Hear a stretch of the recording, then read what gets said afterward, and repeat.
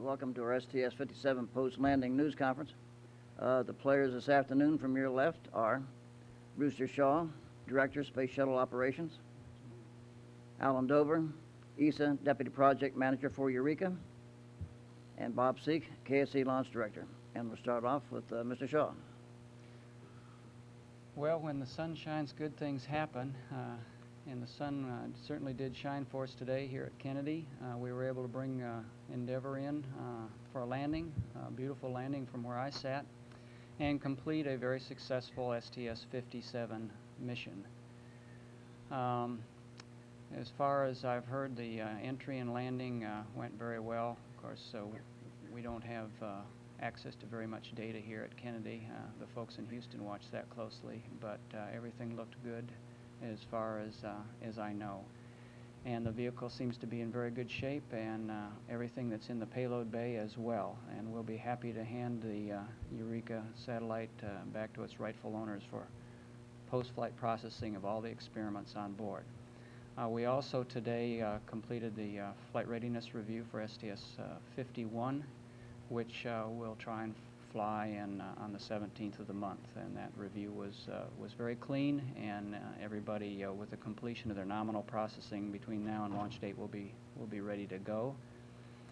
We also completed the dry count TCDT for the 51 crew this morning, and Bob will give us the details on that. So all in all, it's been a swell day as far as space shuttle operations go, and we look forward to more of them just like this one.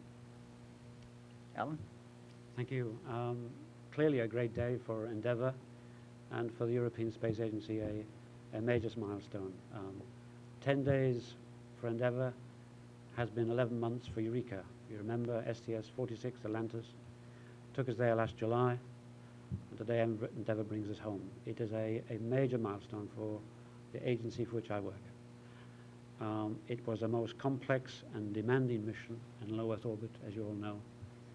And the people at Darmstadt and the people at Johnson have done an incredible operational activity over the last few months. The TV pictures last Thursday showed what looked like a very simple operation of finding and grappling Eureka. There were behind those TV shots, as you well understand, thousands of hours of simulation, both in Europe and in the States. And we were very pleased that on Friday you had a planned EVA to give us that final friendly touch of David Lowe to complete our power down with the problem we had with the antennas. So to David Lowe and the team who were with him, thanks for your gentle hand, which has assisted ESA during the mission and throughout all this preparation. What happens now? We're in the orbiter. We will hopefully see the doors of the orbiter open about next Tuesday after your July the 4th celebration. And hopefully on the 7th we'll be going in to remove some of our critical samples and fly those back to Europe. And then within about 2 weeks we should be leaving the VPF area at KSC and moving the spacecraft to Astratech, a commercial facility we're in at Titusville. We will remove our fuel, deintegrate our payloads and send them all home to all the scientists who are waiting, and we will pack and ship Eureka back at the end of September to Europe. But we will begin immediately a major survey of the spacecraft. Those of you who remember LDEF will notice that Eureka has some features which are similar for some scientists. We've only been there 11 months, not like LDEF, which I think was there for 69 months. But our micrometeoroid and debris specialists will go over Eureka very carefully. And our material people will take samples from various areas of the spacecraft and see what the environment has done to materials. We will be looking at performance changes in a number of areas, things which have a limited life. The batteries, the thrusters, our gyros, our solar array. We'll look at the performance of all those, and we will look at the antennas. On behalf of the agency I represent, the European Space Agency, I just want to say thanks to all who supported in any way this program. Thank you. Bob? Well, the processing team is as pleased as the the customer, and I'm sure the crew is, to have them and Endeavour back on the ground today at Kennedy Space Center after a safe and successful mission. The vehicle looks in great shape. Just the quick visual walk around, the tile, wheels, the brakes, tires, all that looks nominal. It probably, again, will lower the average for the number of hits and tile repairs that we have to do. And as you scan the in-flight anomalies, the things that the crew had to deal with in flight obviously were minor. It didn't distract from the performance of the mission, and it should not affect our processing operations to get Endeavour ready for the Hubble mission around the end of the year. Meanwhile, we're busy, obviously, with the next one to go. We had our countdown demonstration test today with the crew, and that went well. We got some training value out of it. We had a mass memory unit that glitched on us, so we got to execute some contingency procedures for that anomaly. And we were also able to link up using the UHF communication system, the two crews, and they exchanged a few words on the runway, maybe the way most operational transportation systems do when you're getting one ready for cleared to launch after one has just been cleared to land. So it's busy times, but the kind of work environment that we like, and obviously we're looking forward to the next one, which is just a few weeks away. Okay, let's take some questions. Jim? Jim Banky, Florida Today. I don't know for Brewster or Bob. A lot was made in the last couple of days about the need to get back to Kennedy as it related to getting Hubble off the ground in December. Could one of you talk about where you're at in terms of getting Hubble off in December and the kind of pressure or desire you have to get it off before Christmas and how that relates to the processing? Well, Bob, why don't you address the processing first? Sure. We've laid out a work plan that is an orderly flow of the work as we know it, that essentially after we safe the vehicle and remove the payloads, which should occur next week, we'll get on with the processing. This particular flow has some major inspections associated with it because we're getting ready for the 5th mission with Endeavour, and we integrate that into the normal turnaround process, factor in the in-flight anomalies, which don't look to be significant. And as we see that, we should make our October rollout date, which is consistent with being ready to launch early in December without a push from the workforce. So we feel good about it. Getting the vehicle back at Kennedy Space Center today obviously enhances that. But as we look at it now, as flows go, it should be a normal flow. It's just a couple of months longer than what's our best effort. And with respect to the rest of the things that are involved, besides processing the vehicle to be ready to fly, as you well know, the Hubble service mission #1 is a very, very complicated mission. It entails 5 days of planned EVAs to remove and replace hardware components on the Hubble, of course, which were designed to be able to be done in the build and design of the Hubble telescope. But nonetheless, they are complex activities. There's a tremendous amount of training involved in preparing the 2 EVA teams, which will go on alternate days out to the bay to work on the Hubble. There's a lot of hardware, not only parts of the Hubble that have to be changed, but support hardware that are utilized to enable that removal and replacement of those things. And all of that has to be tested and verified and proven that it's ready to fly, and that it works and functions in the environment in which it'll be used, just like we think it will. So there's a lot of work to be done. We have just completed this week 3 weeks of extensive EVA training up at the Marshall Big Tank, which gives us the ability to do a more complete end-to-end training scenario. We're going to go back in October for another session up there. We are going to, in the next few weeks, be reviewing how the training went, how the development of the procedures is coming along, not only the nominal procedures, but also the contingency operations that will be required if something didn't work as we had planned it on the ground. And we'll be reviewing our status of our state of readiness from the EVA training, the procedures development, the development and the building and verification of the hardware, all the things that are going to have to come together to make us feel very, very comfortable we're ready to go fly that mission, not only just the orbiter itself. So we'll be reviewing that as we go into the summer, and we will decide whether we're going to fly this year or next year, or when we are going to be ready to commit our resources and our people to that mission, because it's a very, very critical mission, as you well know, for the survival of the Hubble Space Telescope and its performance as we have all enjoyed over the past time that it's been in orbit. So we will make very thoughtful decisions with respect to proceeding towards a launch date, and when we are ready to go fly from all aspects, then we will fly that Hubble mission.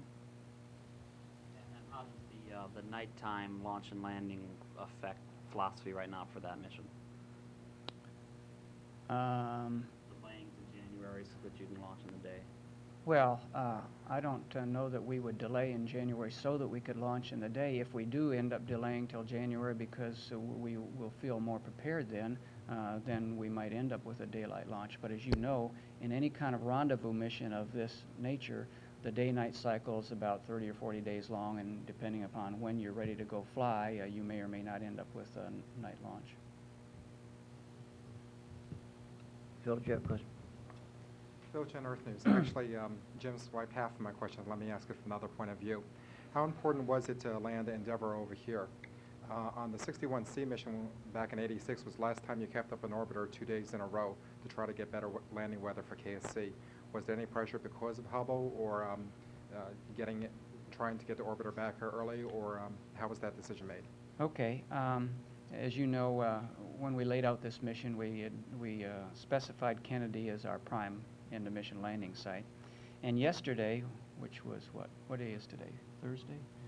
Wednesday, yesterday, from a consumable standpoint, was like an end-of-mission day to us because we had 2 more days of consumables to fly. Now, we ended up getting to yesterday by waving off a day on Tuesday because the weather wasn't acceptable here. So yesterday we're in an end-of-mission posture from a consumable standpoint. And our flight rules say that from an end-of-mission standpoint, posture-wise, with respect to consumables, we will wave off 1 day more, 1 day from end-of-mission time frame to get to our prime landing site. And then on the next day, we will, if we can't get to the prime landing site, we'll go land at an alternate site, which would have been, of course, Edwards. So from a flight rules standpoint, that brought us to today, where we would try Kennedy today. Had we not been able to get in here, we would have landed today in California. So what we did was consistent with the plan that we've had laid out in the flight rules for some time, several years. Do you have a follow-on, Finn? Yeah, let me follow on that. Okay, so there was no effort to try to get Endeavour back early because of Hubble, and might we see this in the future when we do have extra days as far as supplies that you'll try more than once to go to KSC before giving up and going to the alternate site? I think that's fair to say. Just as we have tried more than once to go to Edwards when we wanted to land at Edwards before diverting to Kennedy, which has happened to us in the past when Edwards is a designated prime site. With respect to supporting Hubble, it was basically a 5-for-1 trade, which are pretty good odds. You know, if we spend a day trying to come here, we save, and we're successful, we save 5 or 5.5 days out in California. So from that standpoint, it was attractive, although not necessarily a prime driver. Another consideration, and of course there are always many in these kinds of decisions, another consideration is we have a lot of people stationed out at Edwards right now, ready to receive this vehicle. And if we don't end up landing there, we don't have to keep them out there for nearly a week. So there are a lot of things that go into making that call, but primarily Kennedy was identified as a prime landing site, And following our flight rules, it led us to landing at Kennedy today. Ross? Ross Cabot with Channel 9. Any concerns with Eureka or Space Hab, attractiveness landing here as opposed to California for either of those payloads? No, none whatsoever. Todd? Todd Halverson of Florida Today for Brewster. Joe Shea's review team recently urged NASA to schedule a second HST repair mission within 6 months to a year after the December flight to do any work that couldn't be completed on the first flight. Is NASA planning on following that advice, and when might a second servicing mission be manifested? We're looking at the requirement to have another mission, and certainly that's a potential that we would want to return to Hubble if something happened to us on this service mission. We were not able to complete the primary objectives of this mission. Then, likely as not, we would want to go back and complete the work so that we would leave Hubble in the kind of configuration we want it to be in. Now, whether you have to plan that as a dedicated mission up front, or whether you can just, if the situation should arise, then commit some resources to go do the job, is something we're talking about now, and we haven't necessarily reached conclusion on that. Yes. Follow on, Todd. If you did not make that decision prior to the December launch, how fast could you mount a second servicing mission to go back to Hubble and complete any work that needed to be done? Well, that depends entirely on why we had to go back. If we had to go back because a piece of hardware, for example, that we had with us didn't function properly, then we'd have to deal with that failure, and we'd have to fix that. And there's no telling how long that would take before it would be ready to go. If it was a matter of an orbiter problem that just cut the mission short and we weren't able to complete the planned things, then we could conceivably put together a mission quite readily using the same procedures, same hardware, etc., and go back and finish the job. So it depends on what the scenario is that got you into that. Do we have questions at NASA headquarters or NASA field centers? JSC has questions? Okay, let's switch to Johnson. Dan Feldstein, Houston Post. Dan Feldstein, Houston Post. Did any of the crew take a walk around after they landed today? And also, how are they feeling after that extra couple days? Are they feeling okay? They elected not to do a walk around, but they were all feeling fine, in good shape. Byers. Carlos Byers, Houston Chronicle. Booster, and you're talking about the scheduling of the Hubble mission. It looks now like you're going to be waiting some time before you make a decision as to when you're going to go with this. What is the outlook now really for a December flight? Well, I don't think, Carlos, that we'll wait very long. It doesn't make much sense for us to head out on a processing schedule down here that's not compatible with when we intend to fly. So I think we will decide this summer, before we get very far into the flow of Endeavour, to determine which way we're headed, so that we can link up the processing scheduling with when we really want to have the vehicle out on the pad. Let me follow that up. From what you're saying, is the December schedule simply look like it is not a doable thing at this stage? No, not at all. The December schedule is quite doable right now, both from a vehicle standpoint. Our training is going very well. The development and certification of the hardware for flight, the testing and the thermal back, etc., is all going very well. There's no clear indicator right now that we wouldn't be ready to fly before the end of the year. However, we are going to very carefully review all that information and make sure that we set out on the proper course. No further questions from JSC. Thank you. Back here at KSC, how about Jim McKenna? Jim McKenna, Aviation Week. Do you have numbers on the touchdown point from the threshold and the total roll distance? We should have them next door, but don't have them with me. Okay, for Mr. Shaw and Mr. Dover. There was some concern a couple of weeks ago about the frequency response test that was to be done on Endeavour and the potential for interfering with some of the payloads on Eureka. Can you tell me how that was resolved? In our typical customer-friendly environment, we have altered the schedule or arranged the schedule so that we will remove Eureka as quickly as possible, and the FRT frequency response test will be scheduled very late in the flow of Endeavour when it's back in the proper configuration for doing so. Mr. Seek, in addition to the mass memory unit glitch, could you review some of the other problems that you planted in the TCDT and others that may have cropped up? Well, we didn't. That wasn't a plant. That was one of those failures that happen, like turning the light on with the switch and it doesn't come on that time. And it occurred at minus 20 minutes when we're doing the computer transition, and we invoked a contingency procedure to verify it being a tape problem as opposed to something in the solid-state electronics, and it turned out to be the latter. So were that launch day, we'd probably, per the launch commit criteria, that would be a failed item, and we'd have to replace it. And that, other than the normal training value you get out of countdown demonstration tests, that was kind of an extra added on, but we will have to replace that component, but that would not be any impact to the flow. Dan Billum. Yes, Dan Billow from Channel 2 in Orlando.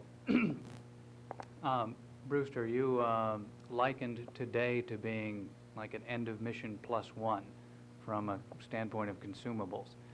Right. Yesterday, they said that after the 2 wave-offs, which were a total of 4 wave-offs, they were down to 3 more landing attempts because of the amount of water they needed for cooling. Would on a typical end of mission +1, in other words, if you had a typical flight and waved off once or twice in one day, would you normally at that point be down to 3 more landing attempts? Yes, you could very well be, and we have been in that situation in the past. The amount of water you have is a function of how much electricity you have to generate in order to support whatever it is you're doing, and the thermal profile of the vehicle, because fuel cells make water and you boil it off to help cool the vehicle. So it just depends on the particular mission that you're flying. But we have been in that situation before, and it's very easily manageable. I see no more waving hands. That's a wrap-up. Thank you very much for coming. Okay.